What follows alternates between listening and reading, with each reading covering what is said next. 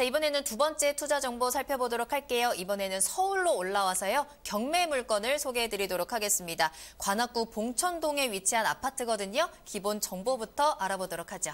네, 개요를 좀 소개를 해드리겠습니다.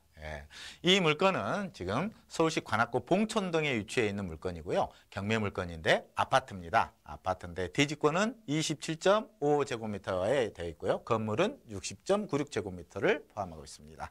자, 채무자와 소유주는 약간 다르죠. 지금 다르고 있습니다. 매각 대상은 일괄 매각으로 진행됩니다. 매각 기일은 4월 3일, 19년도 4월 3일 날 매각 기일이 잡혀져 있는 물건이다라고 말씀드리면서요.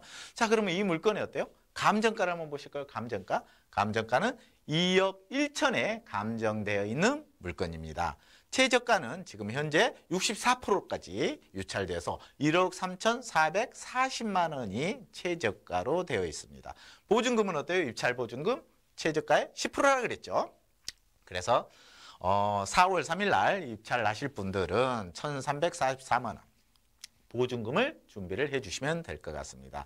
자, 청구 금액. 이 물건에 채무자 겸 소유주에게 경매를 어때요? 나왔다라는 건 채권 금액이 있겠죠. 그래서 경매 채권 청구 금액은 1억 5,500입니다. 1억 5,500만 원이 경매 신청 금액입니다.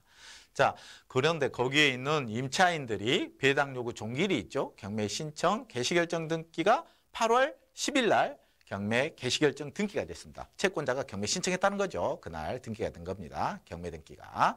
자, 그러면 그 이후로 약 한 3개월 정도 후에 배당 요구 종기일이 잡힌다 그랬죠.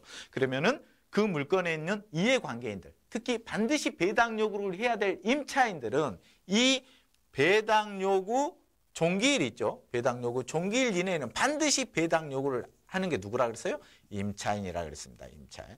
임차인은 어때요?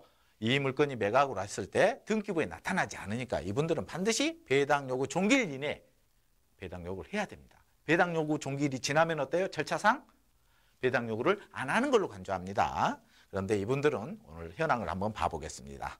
자, 경매 개시결정 등과 경매 이 물건은 경매 10개에서 진행을 하고 있다라고 생각을 하시면 되겠습니다. 그래서 경매 10개로 혹시 궁금사항 경매 물건에 대해서 궁금하다라면 10개로 전화하시면 어때요? 어느 정도 가능합니다. 네.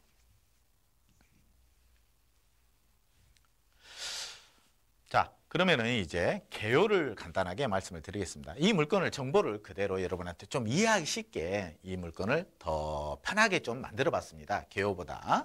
자, 아까 이 개요는 여러분한테 설명을 드린 상태고요. 자, 보시면은 1회차 이렇게 2억 1천에서 유찰이 쭉 됐죠. 토지 건물과 감정이 이렇게 되어 있는 상태입니다. 그래서 건물 자체는 어때요? 여러분한테 간단하게 크게 먼저 정보를 알려드린 걸로 하고 이제 권리 분석 형태로 조금 이루어갈까 합니다. 네.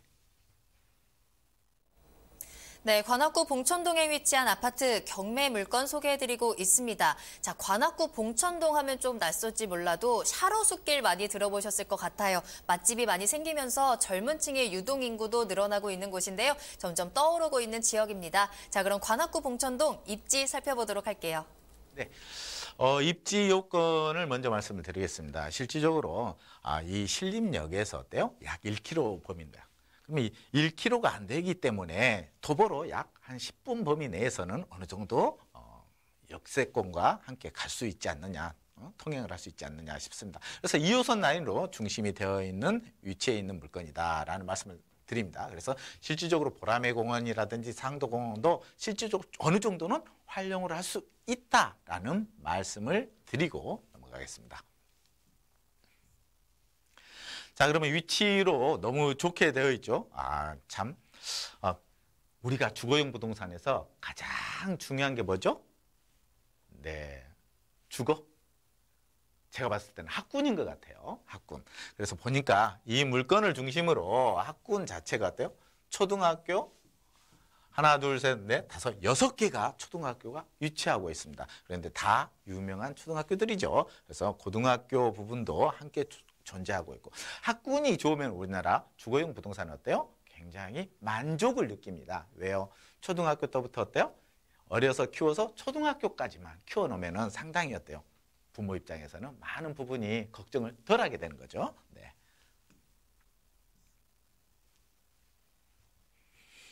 네, 그럼 바로 건물 특징까지 한번 설명을 해드리겠습니다. 실질적으로 건물 특징을 보시면은요, 아파트에 나홀로 아파트라고 생각을 하셔도 됩니다. 나홀로 아파트인데, 실제 건물 특징이 외관이 생각보다 어때요? 조금 이태리 형태의 분위기도 나고요. 일반 지금 현대식 어떤 건물은 아닌 것 같습니다. 네. 자, 그렇죠? 보시면은 내부 실제 사진입니다. 그래서 조금 어느 정도 그쪽에 위치해 보면은 그 봉천동이라는 곳이 조금 재개발이 아직 안 되는 지역이 많은데 어느 정도 깨끗한 아파트의 외관을 보여주고 있습니다. 네, 그럼 바로 가격 분석하고 한번 진행을 해 드리도록 하겠습니다. 먼저 이 물건의 감정 가격은 1억 2,600만 원입니다. 건물은 8,400이죠. 그래서 총 가격은 2억 1천 정도 됩니다. 물론 시세를 파악을 했더니 시세도 어때요? 2억 1천 정도가 지금 현재 시세를 형성하고 있습니다. 시세를. 그런데 최저가가 1억 3,440만 원입니다.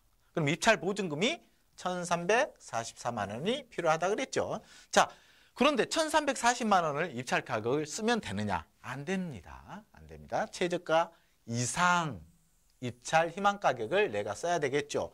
그런데 이 물건의 권리 분석을 좀 간단히 포인트 중심으로 해서 제가 좀 권리 분석을 해드려야 될 것 같아요. 이 물건이 바로 굉장히 임차인에게 굉장히 위험한 그런 상황에 직면해서 임차인이 어때요? 보증금 반환 청구 소송을 통해서 지금 경매를 진행한 물건입니다. 자, 한번 더 계속해서 진행을 한번 해보겠습니다.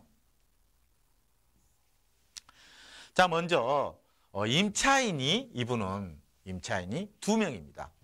임차인 석아무개 씨 보증금이 1억 7천만 원을 주고 실질적으로 대항력, 전입신고한 거죠. 대항력이라는 거. 전입이 15년 7월 30일 날 들어왔어요. 그리고 그날 7월 27일 날 미리 어때요? 전입신고가 된 거죠. 그러면 여기는 확정일자를 먼저 받았다라는 건 뭘까요? 전세자금 대출을 받았을 경우가 높습니다. 자, 임차권 등기를 언제요? 17년.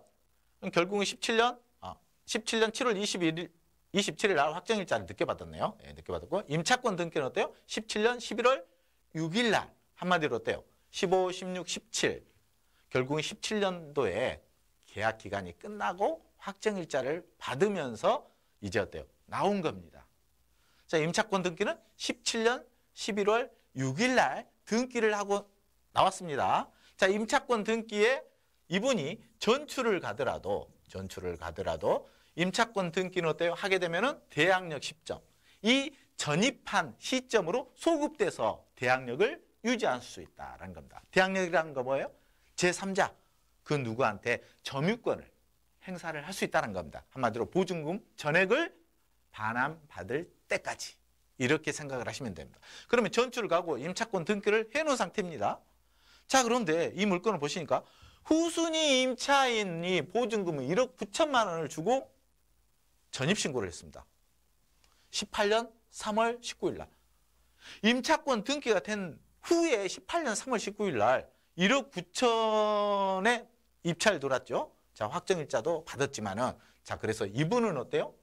대항력이 없습니다. 왜요? 임차권 등기 이때부터 가는데 그래서 대항력이 18년 3월 19일에 후순위 임차인 보증금 1억 9천만 원은 소멸되는 권리입니다. 자, 이런 부분의 권리를 지킬 수 있다. 경매는 마지막 시장입니다. 여러분이 어때요? 반드시 이 물건의 포인트는 뭐예요? 일단은 여러분들한테 말씀드리고 싶은 거는 임대차 권리 분석을 꼭 하시고 입찰을 하시기를 바랍니다. 꼭 주의하시기 바랍니다. 감사합니다.